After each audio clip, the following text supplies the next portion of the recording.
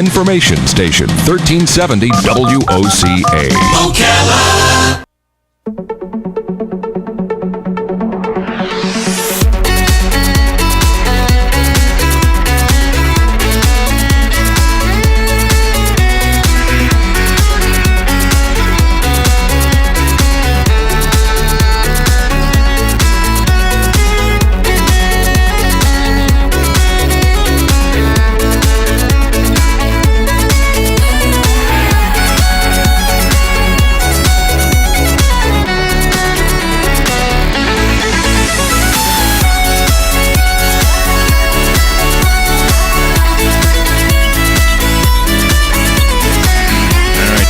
Minutes before 9 o'clock. Thank you for tuning in to The Source, WOCA. This is the segment of the morning show that we call News Bites. We take the biggest, freshest news stories from the different news agencies that we subscribe to, and we boil them down to the chase. We cut them to the chase. We bring them to you in less than a minute, sometimes a little over a minute, about a minute, I guess.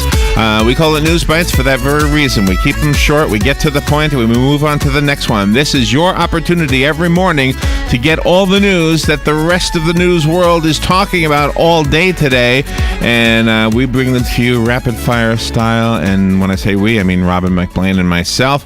And so let's just jump right into it. By the way, if you're interested in sponsoring the show, give us a call at 732-8000. It's not a bad way to get the word out. People listening to this show on their way to work and school to catch up and be aware of the different news items that will be affecting the news world today, maybe even our own world.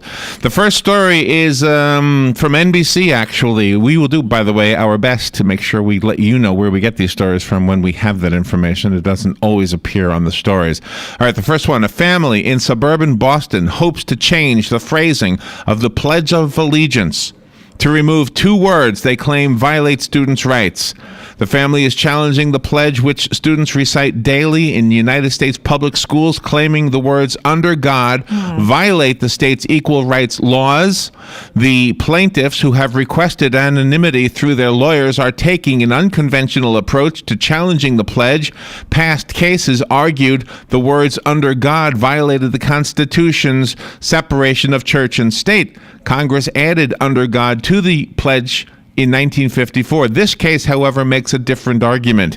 David Neos, former president of the American Humanist Association and the plaintiff's representative, opened his arguments yesterday, saying the pledge's use of "under God" violates the Equal Rights Amendment of the Massachusetts Constitution and is an issue of discrimination. Neos said the pledge's repetitiveness in public schools is indoctrinating and alienating to atheists. The Obama administration will allow same-sex spouses of veterans to receive federal benefits currently only available to heterosexual married couples. This is according to U.S. Attorney General Eric Holder. He said this yesterday afternoon to members of Congress. The decision comes just after 2 months after the U.S. Supreme Court struck down a federal law that denied federal benefits to legally married gay and lesbian couples. The announcement will make the same-sex spouses of veterans eligible for various benefits, including health care and survivor benefits. Tropical Depression 7 has become Tropical Storm Gabrielle. The system was promoted after its winds reached 40 miles per hour. Gabrielle is swirling to the northwest at 8 miles per hour, which should take it between the Dominican Republic and Puerto Rico. Long-range tracks have the storm most likely curving toward the open Atlantic and not becoming a threat to Florida, but forecasters note the tracks can change and anything in the tropics bears watching. We're in the peak period of the 6-month hurricane season that runs through the end of November. The Senate Foreign Relations Committee approved a resolution yesterday granting President Obama limited authority to conduct military strikes on Syria after nearly an hour of wrestling over the details of war, planning, and trying to make sure the conflict doesn't spiral out of control. The measure squeaked through a bipartisan 10-7 vote. It helps build momentum for President Obama, though bigger hurdles lie ahead with a full Senate vote and similar action in the House, where one lawmaker said there are not currently enough votes to act. And shock, outrage, and mocking criticism is building among conservatives and those of other political stripes who put the White House and its possessions on a historical pedestal over a photograph showing President Obama in an informal pose with his foot on his Oval Office desk. The desk hails back from 1880. It was a gift from Britain's Queen Victoria, and even its construction is special. It was built with wood from the sunken Arctic rescue ship, the HMS Resolute. But to President Obama, it's a good place to rest his feet, as the Daily Mail reported. The story comes from the Washington Times, by the way. And here's something fun about butts. There's definitely one thing Snooki can't wait to get during her upcoming season on Dancing with the Stars, and it's not a better understanding of the foxtrot. She's quoted as saying, "I really want a butt. I don't have a butt.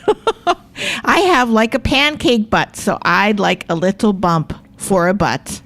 Nicole Snooki Polizzi, 25, who made news for losing more than 45 pounds since the birth of her son Lorenzo 1 year ago, also said that she planned to incorporate her current workout routine with the dance practices for the show. The former Jersey Shore star will also be dancing with her 1-year-old boy if she can find the time between the show's 4-hour practices and her need to get a butt. And there you go. That's news you can use. This is News Bites. We take the biggest stories, and I guess that was a big story. The biggest stories, the freshest news right off of the news agencies that we subscribe to. We bring them to you in short form, and we do it every morning at this time to help you catch up on the latest news. We put the news back in News Talk here on WOCA, The Source. The next story comes from, I don't have the agency. Okay. An orthopedic surgeon. This is from ABC News. An orthopedic surgeon accused of faking operations surrendered his medical license voluntarily and has admitted to guilt in some of the cases against him, according to the New York State court documents. Dr. Spiros Panos, who formerly worked for the Mid-Hudson Medical Group in Poughkeepsie, New York, surrendered his license to practice medicine in New York this week following charges of medical misconduct. Panos faced at least 250 counts brought by the State Office of Professional Medical Conduct involving fraud and negligence between 2007 and 2011, the court order showed.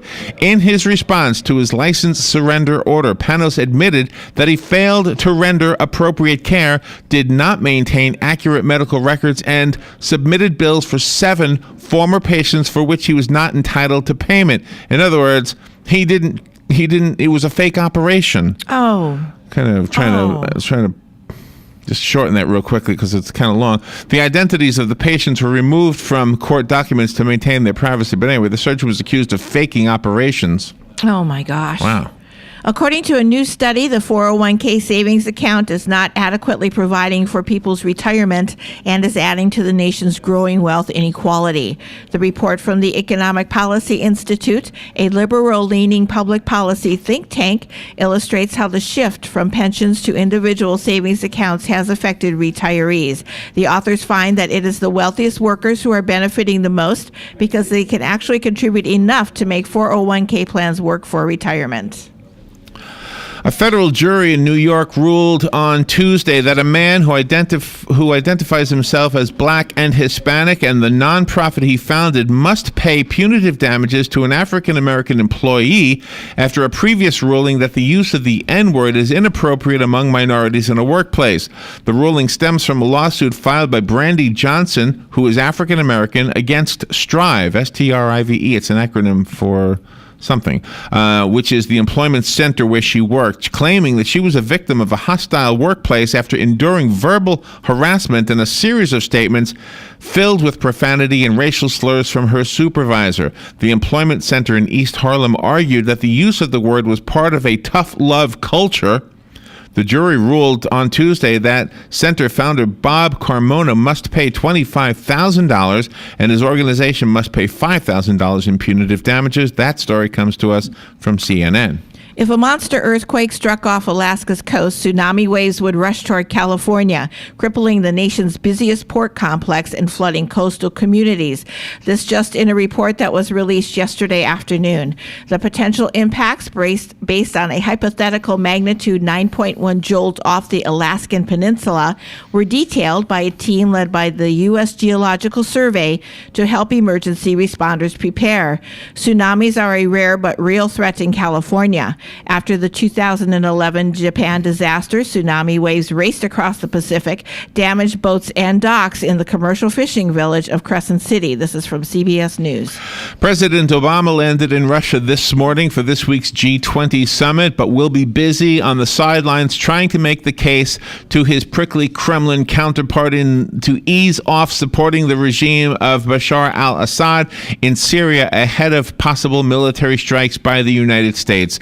President Obama landed in St. Petersburg, Russia this morning, again, repeating that part, one day after admitting that U.S.-Russian relations have hit a wall. However, Obama later added that he'd continue to press Russian President Vladimir Putin despite the latter's continuing resistance to any kind of action against Assad. And this is a similar story. Mr. Putin has outlined a notably more accommodating worldview to television interviewers as he prepared to meet the leaders of the G20 group against the sparkling backdrop of St. Petersburg icy blue canals. In an apparent softening of his approach to the issue of the day, Mr. Putin said he was not against an internationally backed intervention over the use of chemical weapons on the Damascus battlefield. For a world hardened to hear words from the Russian leader as flinty as his 1,000-yard stare, the change of gear was remarkable. But could it bring hope of an unexpected compromise on the fraught issue of the Syrian war? Next story comes from London. At least 100 vehicles smashed into each other in a massive pileup this morning in England's southeastern county of Kent, injuring six people seriously and leaving 200 others with minor injuries. A 100 vehicle pileup, Robin. Wow. A huge chain reaction crash took place on a multi-lane bridge and highway that connects the Isle of Sheppey with mainland Kent, reportedly amid thick fog. Video from the scene showed scores of abandoned cars and trucks, many crumpled from impacts with other vehicles. Motorists, some injured, sat on the roadside as they awaited help this morning in London. And people, stop washing your chicken. Not only is rinsing your poultry before you cook ineffective at killing germs, it can actually spread them, Drexel University researchers are saying. Via an animated germ vision YouTube clip, the researchers show how the bacteria can ride on the misting water droplets, splattering the food prep area in a 2 to 3 foot radius. Washing doesn't sanitize, said Dr. Jennifer Quinlan. She's an associate professor in the Department of Nutrition Sciences at Drexel University. Dr. Quinlan spearheaded the public awareness project on a grant from the USDA, which has for years advised against rinsing or soaking chicken prior to cooking. I've always washed mine. Yeah. I'll never stop. Next story out of Cairo. A large explosive targeted the convoy of Egypt's interior minister this morning in Cairo's eastern Nasser city district. The first attack on a senior government official since a coup toppled the country's Islamist president 2 months ago. The interior minister did survive the car bombing. The minister, Mohammed Ibrahim, survived the attack, which damaged the convoy's cars and injured at least 8 people, including 2 policemen and a child, seriously. There were no fatalities. Wow. Gosh. This morning that was from, by the way. Wow. A civilian lawyer who represented Nidal Hassan, the Army psychiatrist sentenced to death for the murders of 13 people and who fought to wear a beard during his trial in keeping with his Muslim faith, said he plans to sue the military after his client was forcibly shaved upon arrival at the military brig in Fort Leavenworth, Kansas. Forcibly shaving him after a military council approved the beard for the duration of the trial smacks of retaliation by Army officials. This was an this was a vindictive act. Hassan's former civilian lawyer, John Galligan, is quoted as saying, as he told ABC News on Wednesday, no recent photos of Hassan have been released, and few details of the incident have come out of the U.S. detention barracks at Fort Leavenworth, home of the military's death row. However, authorities tell ABC News that per military regulations, a videotape of the forced shaving exists. The poor guy can't have a beard. All those men who he killed will never be able to grow a beard, and he's worried that he can't grow a beard. Yeah, exactly. Too bad. Let's see. The next story. Labor unions are increasingly flexing their muscles in the political arena through the use of super PACs, the organizations frequently funded by billionaire businessmen and often derided for unleashing a flood of special interest money into elections.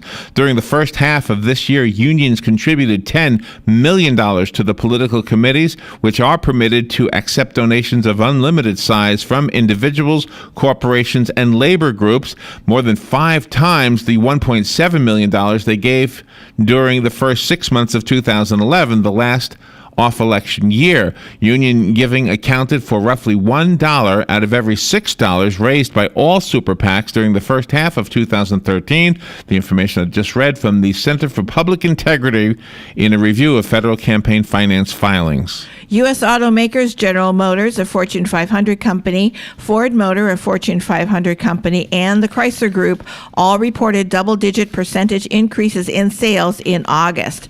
Japanese rivals Toyota Motor and Nissan also reported large sales gains, putting the industry on pace for a 16 million annual sales rate for the first time since before the recession started in late 2007. The fact that it was individual buyers rather than government and corporate fleets dominating the sales figures is especially good news for the industry. Individual sales are typically at higher prices than those to fleets, such as rental car companies.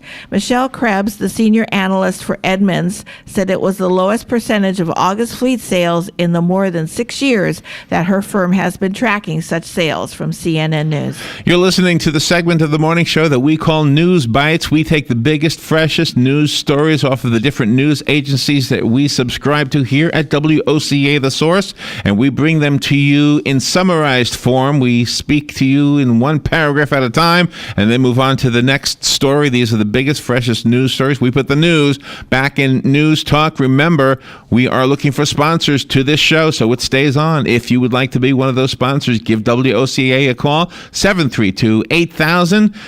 Make sure you speak to Joe Martone, Dan Martone, or Tish Muller. They'll be able to tell you what you need to do, and Robin and I will read your advertisement live if that is the preferred way for you to have your advertisement announced. Just make sure you give us a call, and we'll be glad to take care of that for you.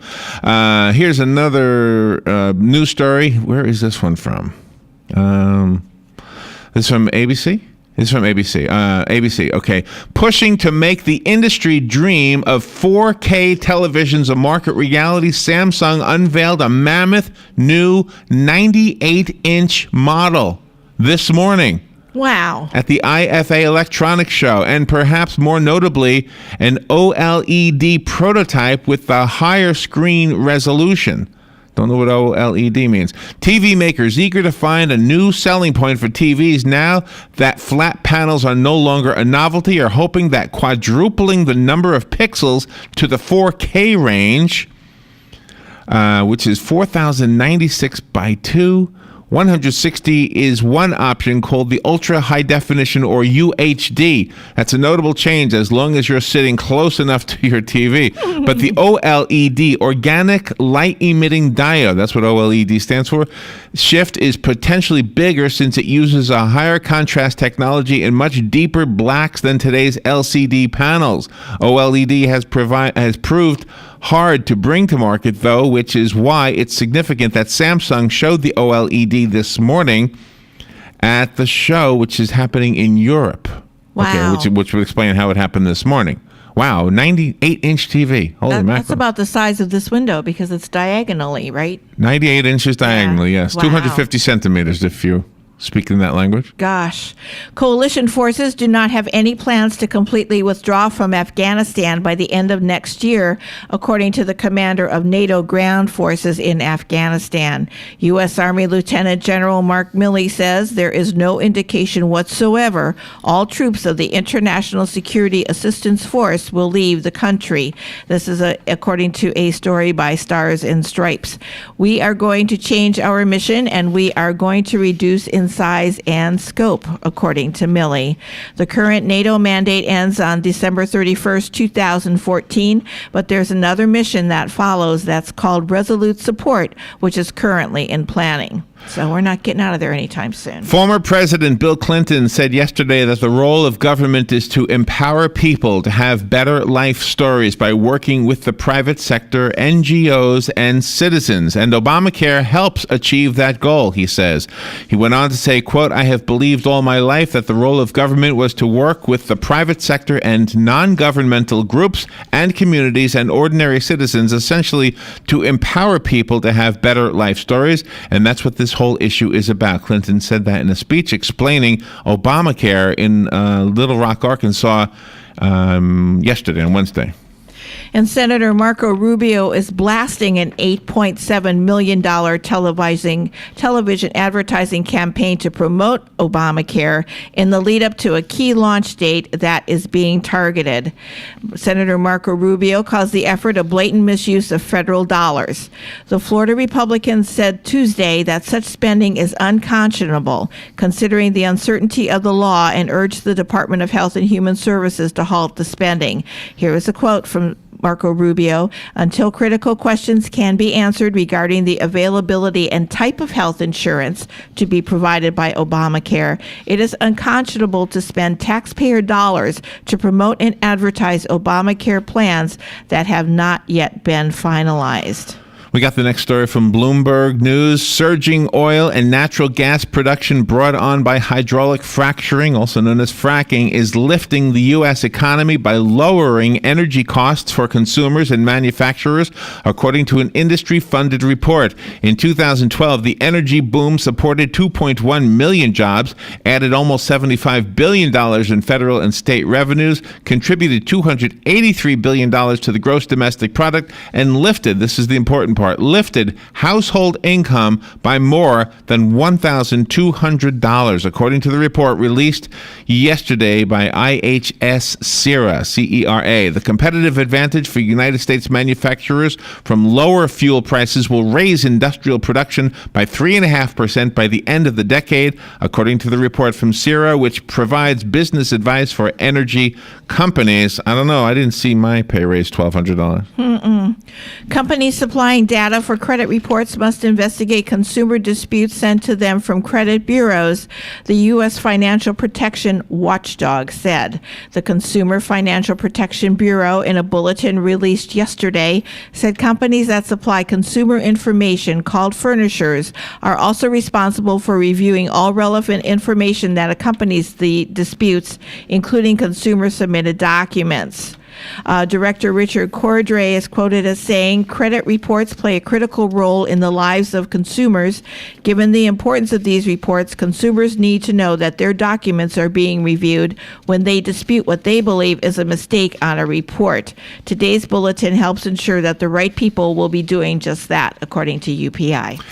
And sleep boosts brain cell numbers, according to scientists who believe they have discovered a new reason why we need to sleep. It replenishes a type of brain cell. Sleep ramps up the production of cells that go on to make an insulating material known as myelin, which protects our brain's circuitry. The findings, so far only in mice, could lead to insight about sleep's role in brain repair and growth, as well as the disease MS, according to the Wisconsin team at the University of Wisconsin. The work is in the Journal of Neuroscience. Dr. Chiara Sorelli and colleagues from the University of Wisconsin found that the production rate of myelin-making cells, immature oligodendrocytes, doubled as mice slept. And I apologize for stumbling over that scientific word there. Ratings agency Standard & Poor has claimed the lawsuit filed against it by the United States Justice Department was retaliation against its decision to downgrade the United States credit rating. The agency was sued in February over its assessment of mortgage-backed securities before the financial crises. The suit alleged that Standard & Poor turned a blind eye to risk in the products and gave them ratings that were too high. The U.S. government is seeking $5 billion in penalties. In a court ruling, Standard & Poor, which had previously said the case was without merit, claimed that it was being sued in retaliation for its downgrade of the U.S. credit rating in 2011.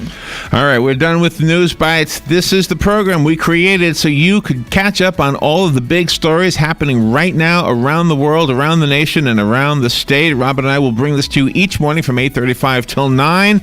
Be sure to tune in, be sure to tell your friends, and be sure to tell the businesses that you do business with that if you sponsor on this show, you'll be heard by one of the biggest audiences in Ocala because we bring news back to News Talk right here on News Bites. Give us a call at 732-8000 if you'd like to sponsor. Robin, how many stories did we do today? 26. 26 stories? 26 stories. Wow.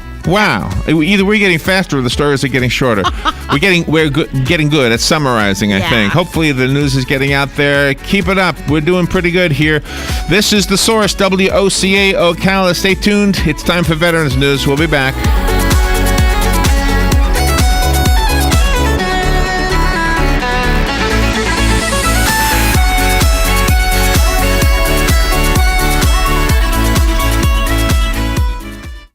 Ocala's information station, 1370 WOCA. Ocala.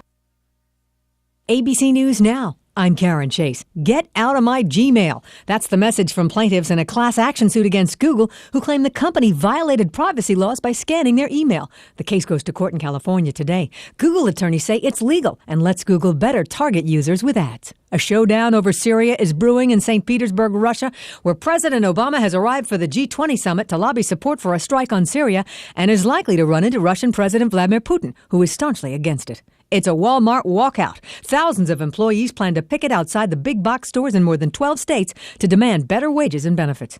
Keep those shoes on, you busy traveler, reads the sign at one high-speed security checkpoint. It's specifically for members of the pre-check program, the TSA's rapid screening program for frequent flyers with pre-clearance. It's being expanded from 40 airports to 60 by year's end. Diana Nyad got out of the water just in time. A woman swimming off Key West was hospitalized with severe injuries after being stung by jellyfish. This is ABC News. There are leaf blowers, and then there are fuel-injected luxury leaf blowers. The Lincoln Certified Pre-Owned Autumn Event. Now get 0.9% APR, plus the confidence of a 6-year, 100,000-mile comprehensive warranty. Lincoln Certified Pre-Owned. Luxurious by any standards. Certified by ours. APR varies by term. Not all buyers will qualify for Lincoln Automotive Financial Services Limited Term Financing. Take delivery from dealer stock by 9/30/13. See dealer for limited warranty and complete details. Little Jack Horner sat in a corner of his ransacked apartment, wondering what kind of nitwit steals a futon. Luckily, the Geico Insurance Agency had helped him with renter's insurance, and he got full replacement. Unfortunately, little Jack Horner had to have his stomach pumped when he ate a 6-month-old Christmas pie. Visit geico.com to see how affordable renter's insurance can be. The weather is brought to you by myfwc.com. Life jackets save lives. Wear it, Florida. Intervals of clouds and sun today with a thunderstorm around this afternoon and evening. The high today 89 to 93. Then fair skies later tonight, those 72 to 76. Tomorrow and Saturday will be partly sunny with a couple of thunderstorms in the area each day, mainly during the afternoon hours over the interior. The high both days between 87 and 91. From the Florida Weather Center, I'm meteorologist Joe Lundberg. You're listening to WOCA News Talk 1370, Ocala's source for what's happening in today's hottest, up-to-date news and topics. What you may have missed on the John Tesh Radio Show. When it comes to Facebook, the more friends we have and the more time we spend reading their updates, the less happy and less satisfied we are with our life. Most chips are fried in oils that are loaded with omega-6 fatty acids, and high levels of omega-6s cause hyperactivity, depression, even feelings of aggression. To a baby, it's much easier to babble sounds like